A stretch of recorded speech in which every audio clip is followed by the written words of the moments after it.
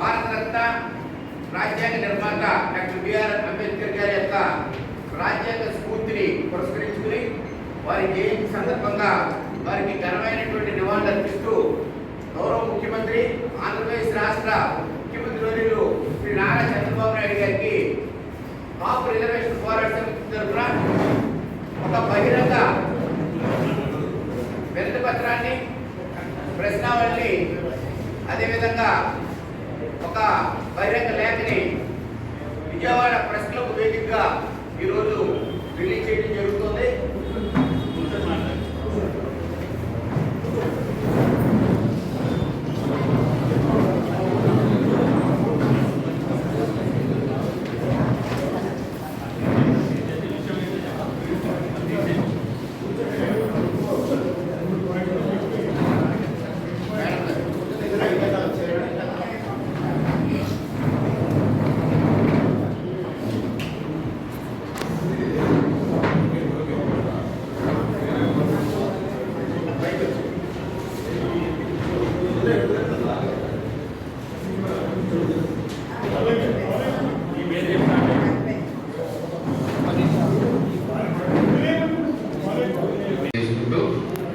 మరి ముఖ్యంగా దయచేసి అందరూ కూడా మీ సెల్ ఫోన్లు సైలెంట్ మోడ్లో పెట్టుకోండి. మనం కేవలం 1 గంట మాత్రమే ఇక్కడ మాట్లాడేది.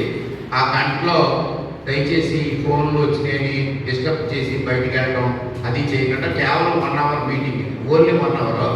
ఈ 1 అవర్ దయచేసి అందరూ కూడా సెల్లో సైలెంట్ మోడ్లో పెట్టుకోవాలి. మేము ఎందుకు వచ్చామనే పర్పస్ కేవలం 1 అవర్లో మనకి సర్వైవ్ అయిపోద్ది కాబట్టి దయచేసి అందరూ సహకరించాలి. మరి ఈనాటి ఆహ్వానాన్ని మన్నించి ఇచ్చేసినటువంటి పెద్దలు ఆర్జే రామకృష్ణ గారికి, అలాగే వేల్పూర్ శ్రీనివాస్ గారికి, అలాగే మన నాగబాబు గారికి, మన చైర్మన్ చర్మల ప్రసాదరావు గారు, కళ్లి వెంకటరమణ గారు, అంజిబాబు గారు, మా మాసాపత్రి శ్రీనివాస్ గారు, కుచ్చే రమేష్ గారు, మొత్తం పెద్దలందరికీ కూడా పేరు పేరున ప్రతి ఒక్కరికి కూడా కేఆర్పిఎస్ తరఫున నమస్సుమాంజలు తెలియజేస్తూ కాపు రిజర్వేషన్ పోరాట సమితి, కాపు రాజ్యాధికార పోరాట సమితి సమగ్ర కులగణన ద్వారా ఎవరెంతో వారికంత అనే సూత్రం ప్రకారం అందరికీ విద్య, ఉద్యోగ, ఉపాధి, రాజకీయ అవకాశాలు కల్పించాలి. సకల జనులకు, సకల కులాల వారికి సమధర్మం, సమన్యాయం, సామాజిక న్యాయం చేయాలి. కాపులకు అటు బీసీలకు కానీ ఇటు ఓసీలకు కానీ ఇబ్బంది లేకుండా కాపు, తెలగ, బలిజ, మంటరి కులాల వారికి జనాభా ప్రాతిపదికగా 12% ప్రత్యేక రిజర్వేషన్లు విద్యా, ఉద్యోగ, ఉపాధి అవకాశాల్లోనూ స్థానిక సంస్థల్లోనూ సత్వరమే చట్టబద్ధంగా అమలు చేయాలి. బీసీలకు స్థానిక సంస్థల్లోనే కాదు, విద్యా ఉద్యోగాల్లో కూడా 34% రిజర్వేషన్లు జనాభా ప్రాతిపదికగా అమలు చేయాలి. బీసీలకు చట్టసభల్లో 33% రిజర్వేషన్స్ అని గౌరవ అసెంబ్లీలో తీర్మానం చేసేసి చేతులు దులిపేసుకోవడం కాదు, ఆ మేరకు గౌరవ పార్లమెంట్లో చట్టం చేయించాలి. ఈడబ్ల్యూఎస్ 10% రిజర్వేషన్లు కాపుల మినహా మిగిలిన బ్రాహ్మణ, క్షత్రియ, ఆర్య వైశ్య, రెడ్డి, కమ్మ, వెర్మ, మార్వాడి, ముస్లిం, జైన్ పేదలకు కొనసాగించాలి. పేద ఓసీలకు అనగా ఈడబ్ల్యూఎస్ పరిధిలోనికి వచ్చే వారికి బీసీలతో సమానంగా అన్ని రకాల సౌకర్యాలు, మినహాయింపులు కల్పించాలి. బీసీ రక్షణ చట్టాన్ని స్వాగతిస్తూ బీసీ రక్షణ చట్టం మాదిరిగా కాపులకు కూడా ప్రత్యేక రక్షణ చట్టం కల్పించాలి. అదేవిధంగా పేద ఓసీలకు కూడా ప్రత్యేక రక్షణ చట్టం కల్పించాలి. సామాజిక ఉద్యమాలతో కేఆర్పిఎస్ దయచేసి షేర్ చేసి వైరల్ చేయండి. ఇదండి మనం ఈరోజు ఈ ప్రెస్ క్లబ్ ద్వారా గౌరవ ముఖ్యమంత్రి శ్రీ నారా చంద్రబాబు నాయుడు గారికి మన యొక్క విన్నపాన్ని బహిరంగంగా తెలియజేస్తున్నాం. అదేవిధంగా ప్రభుత్వంలో జరుగుతున్నటువంటి నిర్ణయాన్ని పారదర్శకంగా, ప్రజాస్వామ్యబద్ధంగా ప్రశ్నించేటటువంటి విధానాన్ని స్వాగతిస్తున్నటువంటి కూటమి ప్రభుత్వం. ఎందుకంటే ప్రభుత్వంలో జరిగేటటువంటి అప్రజాస్వామిక విధానాలు కానీ, పారదర్శకత లేని విధానాలు కానీ ప్రశ్నించేటటువంటి హక్కు మరి కూటమి ప్రభుత్వంలో కల్పించామని చెప్పి మరి కూటమి ప్రభుత్వం వారి అనేక సందర్భాల్లో ప్రకటించారు. కాబట్టి కేవలం రాజకీయాలతో కొంతమందిని మాత్రమే పౌరులుగా పరిగణలోకి తీసుకుంటూ మరి కొంతమందిని ద్వితీయ శ్రేణి పౌరులుగా పాలక పక్షాల వారే గుర్తిస్తున్నారు.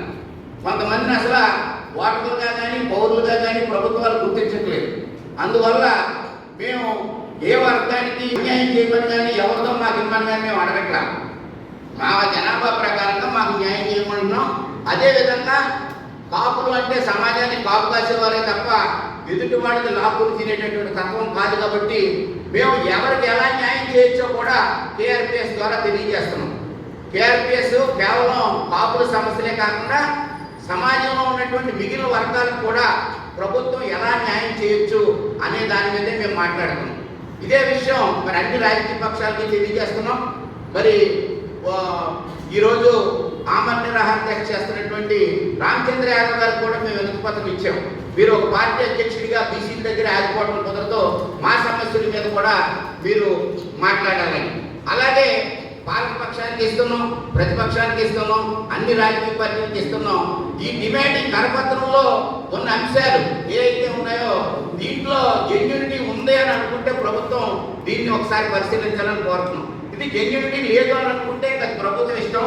మేము 100% జెన్యూనిటీ ఉందని చెప్పి నమ్ముతూ ఈ కరపత్రాన్ని మరి ఈ ప్రెస్ క్లబ్ వేదికగా మరి ఇంటెలిజెన్స్ డిపార్ట్మెంట్ వారి ద్వారా మా గౌరవ print media, electronic media, social media ద్వారా గౌరవ ముఖ్యమంత్రి గారికి అత్యంత వినయపూర్వకంగా మరి బహిరంగంగా వారికి తెలియజేస్తున్నాం. కాబట్టి ముఖ్యమంత్రి గారి విధిగా ఈ యొక్క కరపత్రం మీద స్పందించాల్సినటువంటి బాధ్యత మరి వారి మీద ఉంది. కాబట్టి వారు స్పందిస్తారని ఆశిస్తూ కాపుల యొక్క సమస్యలతో పాటు మిగిలిన సామాజిక వర్గాల యొక్క సమస్యలను కూడా పరిష్కరించి చంద్రబాబు నాయుడు గారు కొందరికే కాకుండా అందరి వాడిగా ఉండాలని వారి యొక్క కూటమి ప్రభుత్వం మరి అందరికీ న్యాయం చేసి మరలా అధికారంలోకి వచ్చే విధంగా మరి అన్ని వర్గాలను కలుపుకోవాలి తప్ప కేవలం కొన్ని వర్గాలను వదిలేయటువంటిది కరెక్ట్ కాదు. కాపులను పెద్దల పాత్ర పోషించమన్నారు, పోషించాం, కానీ మాకు ఏమీ న్యాయం చేయలేదు. గత 2 సంవత్సరాల్లో కాపుల ప్రయోజనాలు కాపాడే విధంగా ఒక్క జీవో కూడా ఈ ప్రభుత్వం ఇవ్వలేదు. అనేక సామాజిక వర్గాలకి అనేక జీవోలు ఇచ్చింది ఈ ప్రభుత్వం, కానీ కాపులకి సంబంధించి ఒక్క జీవో కూడా ఇవ్వలేదు. 2 నెగిటివ్ జీవోలు ఇచ్చారు. 2 నెగిటివ్ జీవోలు ఏంటంటే దొమ్మర బలిగా మారుస్తూ బలిలో కలుపుతూ ఒక జీవో ఇచ్చారు. అదేవిధంగా మూసేసినటువంటి తుని కేసుని రీఓపెన్ చేస్తూ మళ్ళీ ఒక కేసు ఇచ్చారు. మళ్ళీ మేము నిరసన తెలియజేసిన తర్వాత 2కి ఉపసంహరించుకున్నారు. అంతే తప్ప ఒక్క జీవో కూడా ఈ ప్రభుత్వంలో మాకు ఇవ్వలేదు. అసలు కాపులు ఓట్లు 97% కాపులు ఓట్లు వేశారు. అమ్మవారి కంటే కూడా కాపులు ఎక్కువ వేశారు ఓటుకి అని చంద్రబాబు నాయుడు గారు చెప్తున్నారు తప్ప కాపుల ప్రయోజనాలు కాపాడే విధంగా ఒక్క జీవో కూడా మరి ఇవ్వలేదు ఇంతవరకు. 97% కాపులు ఓట్లు వేసారు కూటమి ప్రభుత్వానికి చంద్రబాబు నాయుడు గారే చెప్తున్నారు డైరెక్ట్గా. కానీ కాపులు మాత్రం చంద్రబాబు నాయుడు గారు ఏమీ పట్టించుకోవట్లేదు.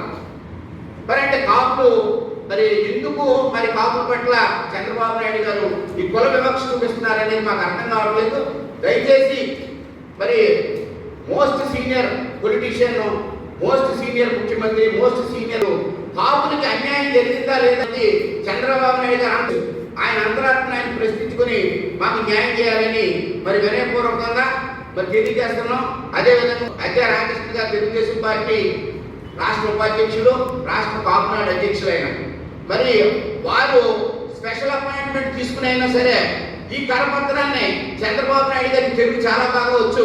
ఈ కరపత్రాన్ని ఒకసారి ఆయన చదువుకుని ఆయనకి ధర్మం అంటే న్యాయం చేయమనండి, ధర్మం లేదంటే అక్కడే సరిపట్లు వేసేమనండి. దయచేసి అధ్య రామకృష్ణ గారు ఈ కరపత్రాన్ని వారికి డైరెక్ట్గా వారికి చేరవేస్తారో వారి అబ్బాయి లోకేష్ గారికి చేరవేస్తారో అది వారి నిర్ణయం చేయాలని మరి భవిష్యత్తులో ఏం చేద్దాం. మనం అందరం ప్రభుత్వం మన ఉద్యమాన్ని గుర్తించాలంటే మనం ప్రజాస్వామ్యబద్ధమైనటువంటి కార్యాచరణ చేపట్టడంలో భవిష్యత్తులో ఏం చేయాలి, ఏం చేస్తే బాగుంటుంది, ఆచరణ సాధ్యమైంది. మనం ఏదో ఇక్కడ ప్రెస్ క్లబ్లో గంభీరంగా మాట్లాడేసి వెళ్ళిపోవటం కాదు. మనం నిలబడగలిగి చేయగలిగింది ఏదైనా ఉంటే మరి మా చైర్మన్ గారు తదుపరి కార్యక్రమాన్ని వారు చెప్తారు. దయచేసి అందరూ 1 by 1 తర్వాత మీ అభిప్రాయం చెప్పాల్సిందిగా కోరుతున్నాం.